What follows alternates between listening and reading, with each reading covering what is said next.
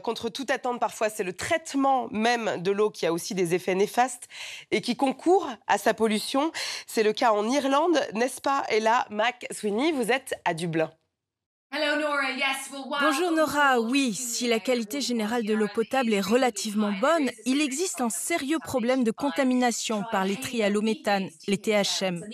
Ce sont des produits chimiques qui se forment lorsque l'on ajoute du chlore à l'eau pour tuer les microbes. C'est un processus essentiel pour rendre l'eau buvable. Mais comme 80% de l'eau potable en Irlande provient de rivières et de lacs ayant des niveaux élevés de matière organique, les THM constituent aujourd'hui un problème grave. Il y a quelques mois, Nora, la moitié des comtés irlandais ont constaté des niveaux élevés de ces polluants. Et plus de 300 000 personnes ici sont exposées à une eau qui dépasse les limites légales. Mhm. Mais en quoi, Ella, ces THM sont-ils dangereux?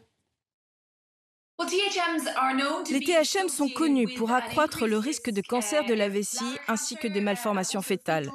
La réglementation européenne impose leur limitation à 100 microgrammes par litre, mais l'eau potable irlandaise dépasse souvent ce seuil. En 2009, une ONG environnementale, Friends of the Irish Environment, a déposé une plainte contre le gouvernement irlandais.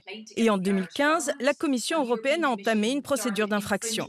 L'Agence de protection de l'environnement déclare avoir lancé un programme d'action, mais le problème persiste. Évidemment, si les choses ne changent pas, la Commission européenne a la possibilité de porter l'affaire devant la Cour de justice européenne. Mhm. Merci beaucoup, Ella. Milo Fiasconaro, on vient d'entendre le cas irlandais. Est-ce que c'est inédit ou est-ce qu'il y a d'autres cas de systèmes d'eau pollués comme cela? Évidemment, on ne peut pas nier qu'il y a des cas de pollution. Et les cas irlandais, de toute façon, démontrent une chose. N'importe quel type de traitement comporte des effets collatéraux en termes d'énergie, en termes de surcoût. Donc, quand il est possible, nous insistons que la pollution doit être bloquée à la source. Mais c'est quand même fou, en fait, de se retrouver avec une eau qui est polluée par un système de dépollution. En fait, l'eau doit être désinfectée pour neutraliser les pathogènes et éviter les maladies infectieuses. C'est une étape dans le traitement de l'eau que nous ne pouvons pas éviter. En revanche, il est tout à fait possible de diminuer le taux de trihallométhane, même si c'est difficile de l'abaisser complètement à zéro. Ça dépend des pays. C'est plus facile dans des endroits comme le Danemark, par exemple, qui a de grandes ressources en eau, d'une très bonne qualité, avec très peu de pollution.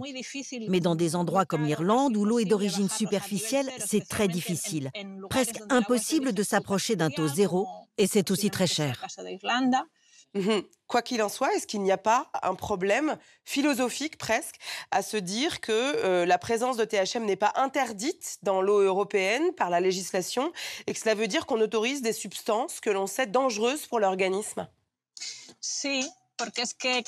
Oui, parce que la pollution zéro dans notre vie industrialisée est impossible. Le coût serait énorme.